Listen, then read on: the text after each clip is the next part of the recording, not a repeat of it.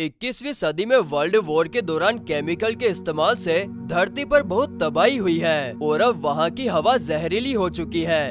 रहने लायक सिर्फ 2 ही जगह बची है, यूनाइटेड फेडरेशन ऑफ ब्रिटेन और द कॉलोनी। कॉलोनी में गरीब लोग रहते हैं जो बहुत लंबा सफर तय करके हर रोज काम करने ब्रिटेन आते हैं और इस लंबी दूरी को पार करने का सिर्फ एक ही रास्ता है, द फॉल। ये एक एलिवेटर है जो जमीन के ऊपर नहीं बल्कि उसके अंदर चलता है। ये धरती के ग्रेविटेशनल फोर्स की मदद से चलता है और कुछ ही मिनटों में कॉलोनी से यूएफडी पहुंच जाता है। मैं थोड़ा घायल हूँ और बेहोश भी।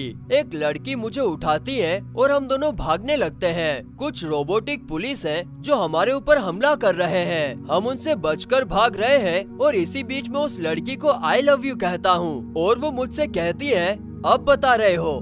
हमले तेज हो जाते हैं और हम फिर भागने लगते हैं। रोबोटिक पुलिस मुझ पर अलग किस्म के हथियार से वार करती है। मैं कमजोर पड़ने लगता हूँ। मेरा और उस लड़की का साथ छूट जाता है। अचानक मेरी आँख खुल जाती है। ये मेरा सपना था। यही सपना मुझे रोज आता है, जिनका मतलब मैं समझ नहीं पाता हूँ। मैं अपने इसी सपने की वजह से आजकल बहुत परेशान हूँ। मेरी बीवी लोरी भी नहीं समझ पा रही है कि ऐसा क्यों हो रहा है। तभी लोरी को यूएफबी से कॉल आता है। लोरी एक यूएफबी एजेंट है और ब्रिटेन में बम धमाका हुआ जिसकी वजह से लोरी को काम पर निकलना पड़ा। पिछले कुछ महीने से ब्रिटेन में 4-5 धमाके हो चुके हैं। यूएफबी के चांसलर कोहेगन का कहना है कि ये हमले मथाइस द्वारा करवाए जा रहे हैं। उनका मानना है कि मथाइस कॉलोनी के लोगों को यूएफबी से आजाद करवाना चाहता है और वो ऐसा शांतिपूर्वक नहीं बल्कि खूनी संघर्ष से हासिल करना चाहता है। मथाइस के हिसाब से यूएफबी कॉलोनी के लोगों का शोषण करता है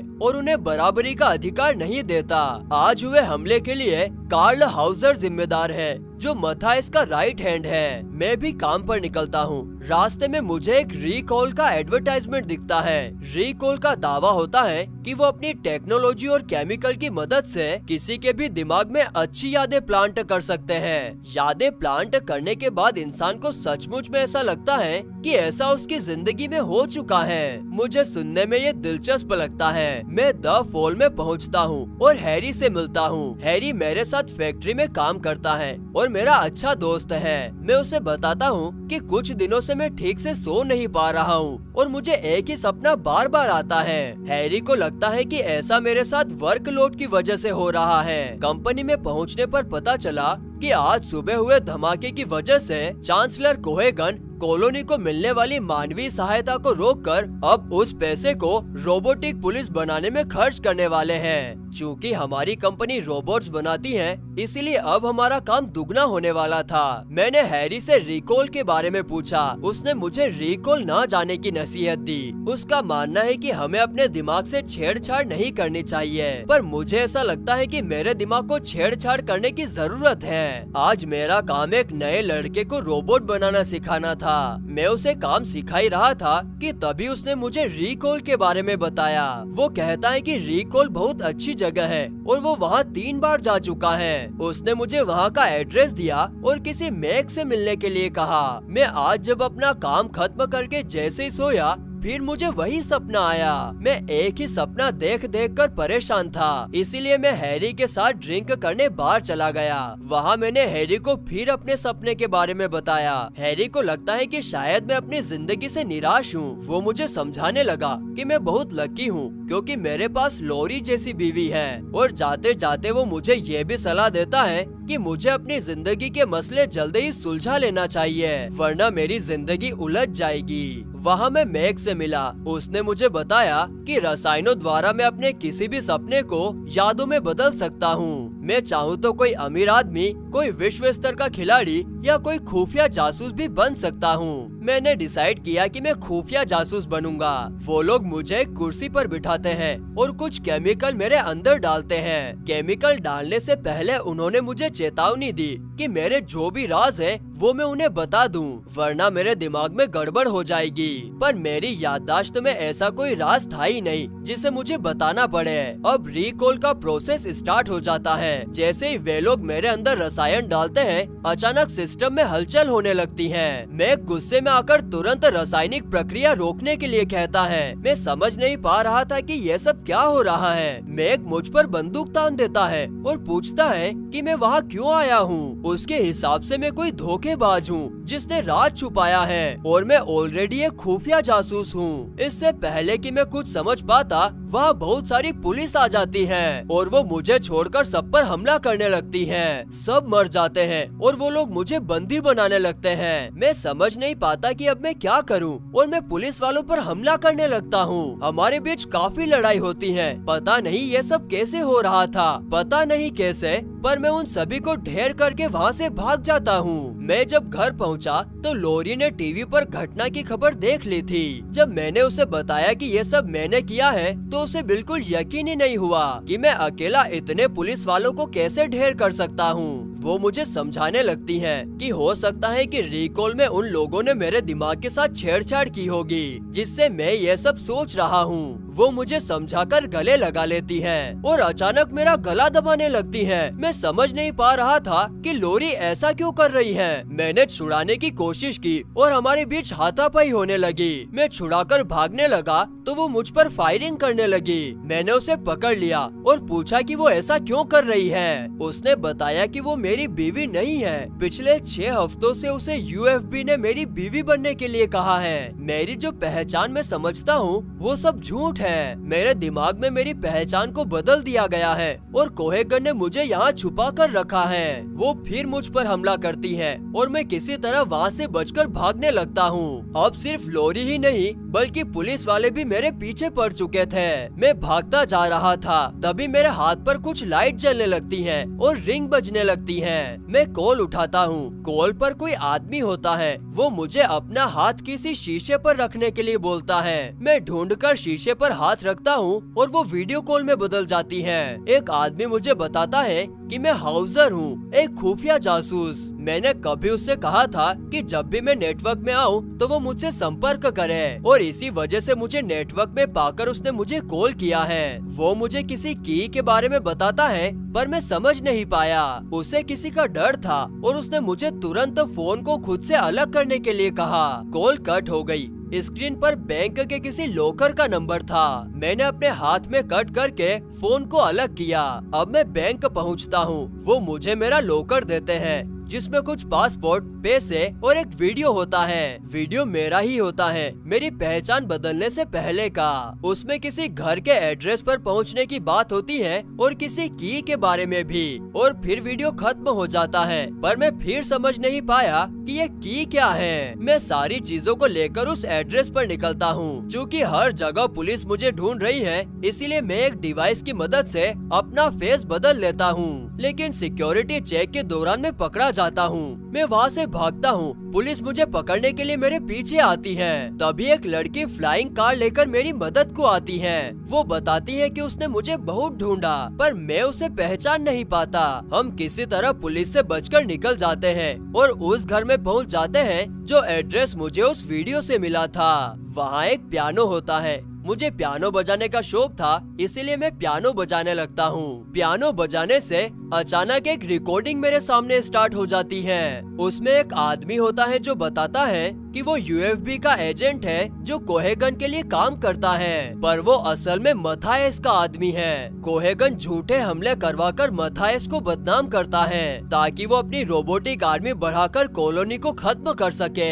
पर उसके और मेरे दिमाग में एक कोड है जिससे रोबोटिक पुलिस को बंद किया जा सकता है और मुझे मथायस तक पहुंचकर अपने दिमाग से कोड निकलवाना होगा जिससे कोहेगन हार जाए। इतना कहकर वो रिकॉर्डिंग बंद हो जाती है। तभी वो लड़की आ जाती है जिसने मुझे बचाया था। वो मुझे हाउजर कहकर बुलाती है पर मैं उसे समझाता हूँ कि मेरा नाम डोगलस है। वो मुझे मेरे बारे में हर वो चीज उल्टा बताती है जो मैं अपने बारे में जानता हूँ। मुझे उस पर यकीन नहीं आता और मैं वहाँ से जाने लगता हूँ। तभी वो मुझे मेरे हाथ पर लगे निशान के बारे में बताती है। वो निशान जिसे मैं आज तक रोबोट बनाने के दौरान लगी चोट समझता था, उसे वो बंदूक का निशान बताती है। वो बताती है कि एक हमले के दौरान हम दोनों ने हाथ पकड़ कर रखा था और एक गोली हम दोनों के हाथ से होकर गुजरी थी, इसलिए ऐसा ही निशान उसके हाथ पर भी है। वो मुझे याद दिलाने की कोशिश कर ही रही थी कि तभी वहाँ पर पुलिस आ जाती है। हम भागते हैं पर पुलिस हमें हर तरफ से घेर लेती है। इस बार पुलिस के साथ हैरी भी आता है। वो मुझे कहता है कि यह सब मेरे साथ रिकॉल में जाने की वजह से हो रहा है। बाहर लोरी बहुत परेशान है और वो रसायनों द्वारा मेरे दिमाग में मुझे वापस ले जाने आया है। मैं उसकी बातों से कंफ्यूज होने लगता हूँ। मेरे साथ जो लड़की थी वो मुझे समझाने लगती है कि हैरी झूठ बोल रहा है, ये सब इन लोगों की चाल है मुझे बेवकूफ बनाने के लिए।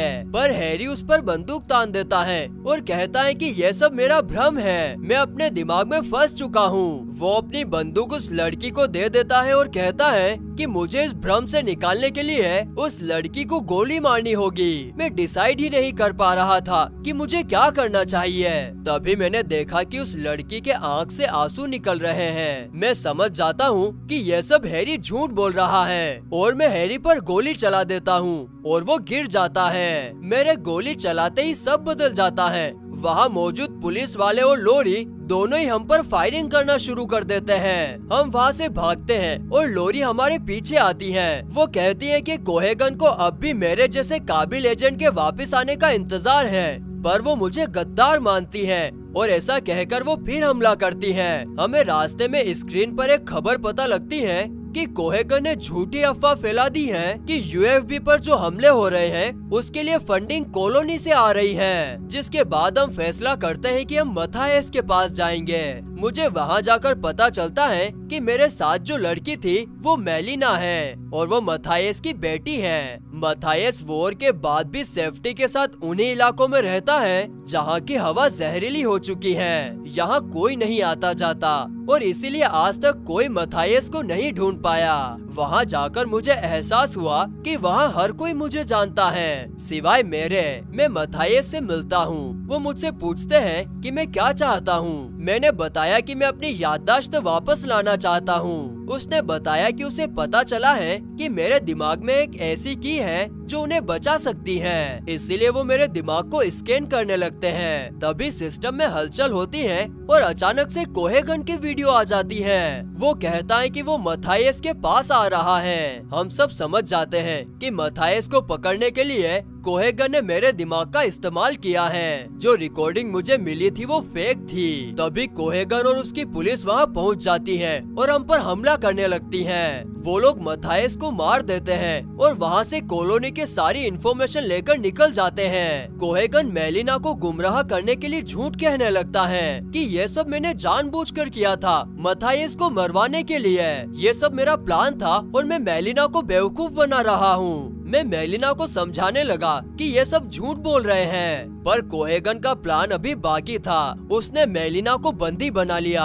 ताकि उससे वो मीडिया में मथायस के खिलाफ बयान दिलवा दे और मेरी याददाश्त मिटाकर मुझे यूएफबी का एजेंट बना ले। कोहेगन मुझे वहाँ छोड़कर मेलिना को लेकर चला जाता है। उसकी पुलिस मेरी याददाश्त भुलाने के लिए मुझे बंदी बनाने लगती है, पर उनमें से एक वो आदमी होता है जिसने सबसे पहले मुझे कॉल कर की के बारे में बताया था। वो मेरी मदद करता है और मैं वहाँ से भाग निकलता हूँ। कोहेगन झूठी खबरें फैलाकर अपनी पूरी रोबोटिक आर्मी को द फॉल से कॉलोनी भेजकर हमले की तैयारी में लग जाता है। मैं द फॉल में पहुँचता हूँ जहाँ मेलिना को बंदी बनाकर रखा गया था। मैं मेलिना को समझाता हूँ कि कोहेगन ने मेरे बारे में जो भी बोला था वो झूठ था। मुझे याद है वो मेरे सपने वाली लड़की है जिसे मैं हमेशा सपने में बचाता था। मेरी याददाश्त भूलने के बाद भी वो मुझे याद थी। हम एक साथ आगे बढ़ने लगते हैं। तभी वहाँ पुलिस आ जाती है। वो हम पर हमला करने ही वाले होते हैं कि द फॉल धरती के केंद्र में पहुंच जाता है, जहां जाने के बाद ग्रेविटेशनल फोर्स काम नहीं करती,